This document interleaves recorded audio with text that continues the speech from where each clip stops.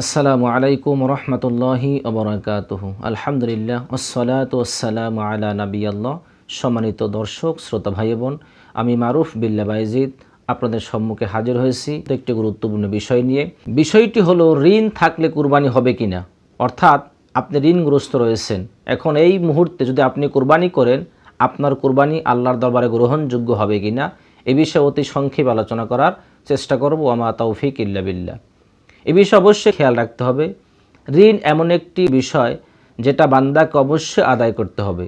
যদি আপনি ঋণগ্রস্ত থাকেন আর আপনার ঋণ আদায় করতে গিয়ে সমস্ত সম্পদও খরচ করতে হয়, তাহলে আপনার ঋণ আদায় করতে হবে। এক্ষেত্রে আপনাকে বাধ্যতামূলক ঋণ পরিশোধ করতে হবে। আর যদি ঋণ এই পরিমাণে হয়, অথবা যার কাছ থেকে আপনি কর্জ নিয়েছেন, টাকা ধার নিয়েছেন, ওই ব্যক্তির সাথে আপনার যদি কোনো চুক্তি থাকে, 1 বছর অথবা 6 মাস চুক্তি থাকে যে আপনি তার কাছ থেকে 1 লক্ষ টাকা ধার নিয়েছেন, তাকে আপনি প্রত্যেক মাসে 10,000 টাকা করে, অর্থাৎ 10 মাসে তার টাকাটা পরিশোধ করে দিবেন।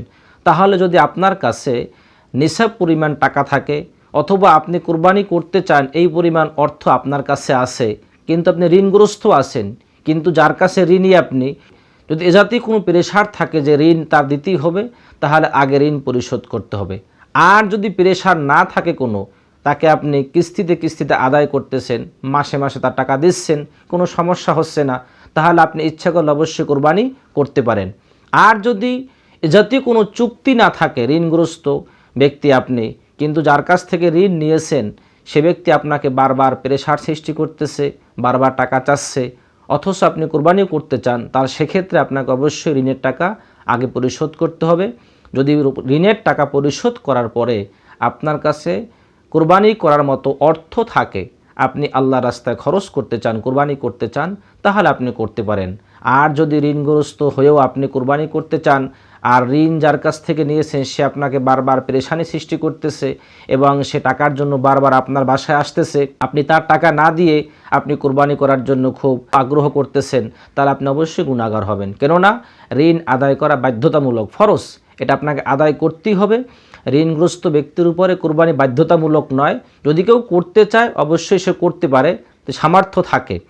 আর যদি সামর্থ্য না থাকে আর ঋণ হয়েছে, তার সম্পদ ওই পরিমাণ নেই যে সম্পদ বিক্রি করলে ঋণ আদায় হওয়ার পরেও তার কোরবানি করার অর্থ থাকবে না, বা কোরবানি করার মতো এরকম সম্পদ তার কাছে নেই, তাহলে অবশ্যই আপনাকে ঋণ আদায় করতে হবে, পরে কোরবানির চিন্তা করতে হবে। আর যদি আপনি কোরবানি করতে চান, যার কাছ থেকে আপনি টাকা নিয়েছেন, তার কাছে আপনি বলেন যে ভাই, আমি কোরবানির পরে তোমার টাকা অবশ্যই পরিশোধ করে দিব। আর ওই ব্যক্তি যদি আপনাকে অনুমতি দান করেন যে না ঠিক আছে আপনি কোরবানি করতে পারেন, আমার কোনো হক বা দাবি নেই, আপনি কোরবানি করতে পারেন, কোনো সমস্যা নেই, আপনি কোরবানির পরে টাকা দিলেও আমার হবে, তাহলে আপনি অবশ্যই কোরবানি করতে পারেন, তাতে কোনো সমস্যা হবে না। আর যদি ওই ব্যক্তি বলে থাকে যে না আগে আমার টাকা পরিশোধ করতে হবে, তারপর তুমি কুরবানি করো না করো সেটা তোমার ব্যাপার, আমার কাছ থেকে তুমি টাকা নিয়েছো, অবশ্যই তোমাকে আমার টাকা দিতে হবে, যদি এ জাতীয় কোনো করা চাপ থাকে, তাহলে অবশ্যই আপনাকে ঋণ আদায় করতে হবে। কোরবানি আগে নয়, আগে ঋণ পরিশোধ করতে হবে। আল্লাহ তাআলা সঠিক বুঝ সকলকে দান করুন। ওয়া মা তাওফিক ইল্লা বিল্লাহ। আসসালামু আলাইকুম ওয়া রাহমাতুল্লাহি ওয়া বারাকাতুহু।